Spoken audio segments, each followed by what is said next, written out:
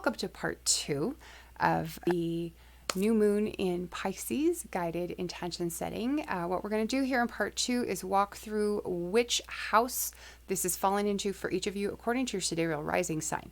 So this is where it's important to know your sidereal natal chart and know your sidereal rising sign. If you have Aries as your sidereal rising sign, this is a 12th house new moon for you. And the 12th house is really privacy and seclusion. And so this is perfectly aligns, of course, because it's Aries, with the natural zodiac.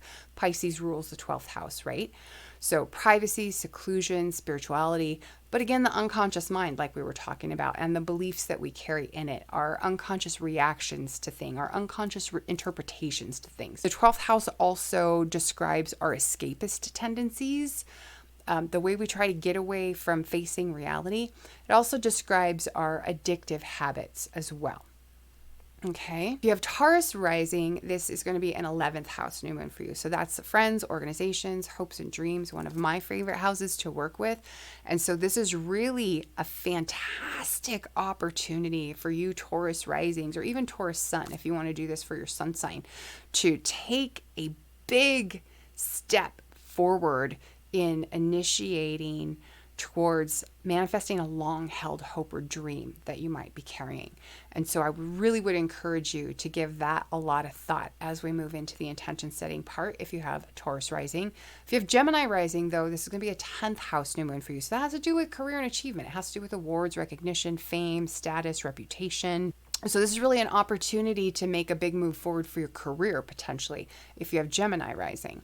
And then for Cancer rising, it's 9th house. So 9th house is all international affairs, right? It's travel and communication that happens over long distance, usually with foreign countries, but I would say even in other states. For instance, if you live in the United States or if you're in Canada, another province, our states and our provinces are really quite large compared to, say, even countries in Europe.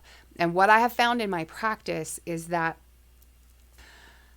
the 3rd house generally describes what's happening within, say, maybe a 500-mile range of where you live or where you were born, depending on if you're looking at your natal chart or if you're looking at your transits. The 9th house is what's farther away from that, okay?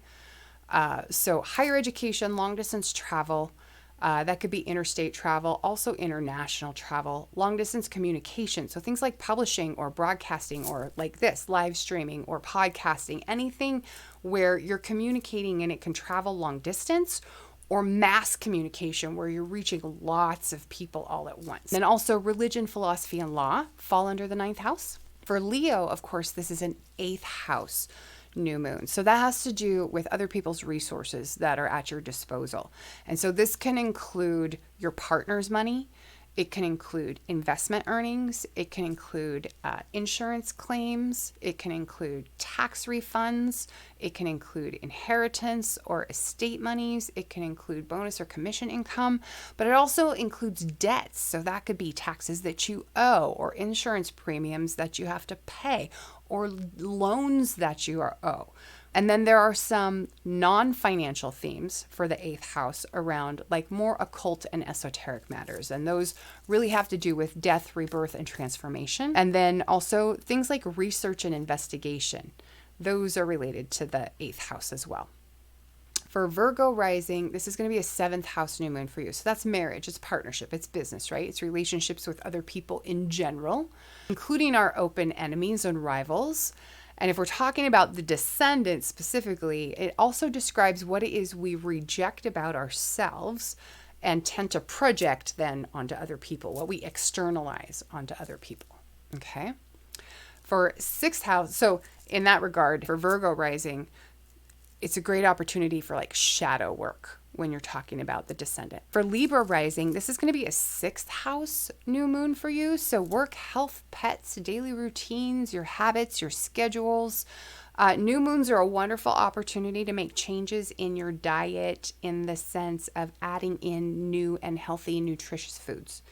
I would say a full moon in the 6th house is a better time to be letting go of the bad foods that you eat or the bad habits that you have.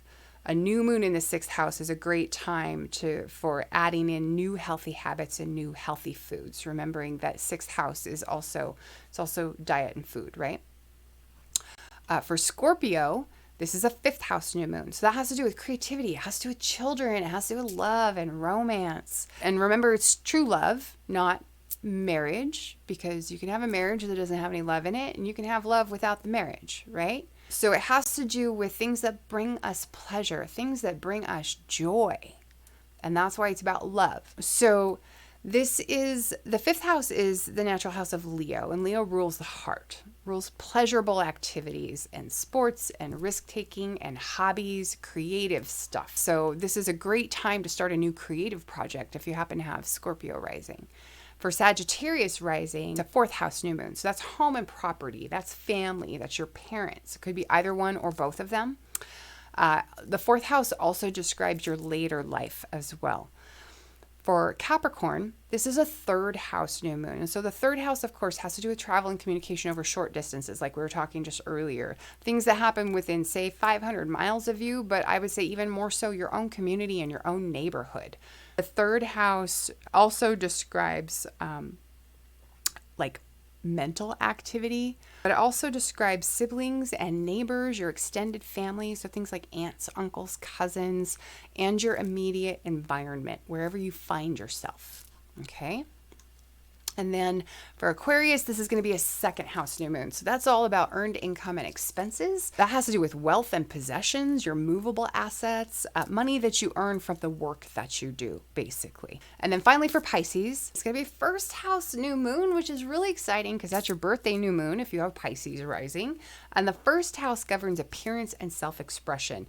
And this is particularly timely in the sense that because it rules appearance and self-expression, if you wanted to make a change to your appearance, if you have Pisces rising, if you wanted to do that in conjunction with this new moon, you could still do that and be safe from having to worry about Venus's upcoming retrograde, which I talked about in the Sidereal Insights Astro Update broadcast earlier today. So if you want the dates and the information about that, you'll want to catch that broadcast. It is up on YouTube, but I don't yet have it posted to Facebook or to the website.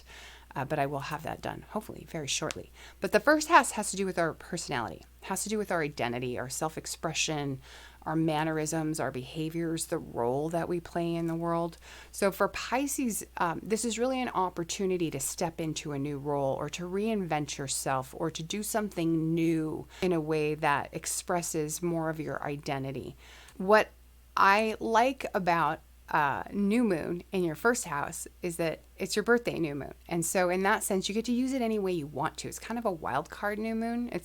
And so, you know, even if you don't really want to step into a new role or you're not really inclined to make a change to your appearance or how you look, you still can use this in a lot of other wonderful ways. And so if it is your birthday new moon, Pisces rising, I would encourage you to just use this new moon any way you want to. Whatever way you feel most led, go there.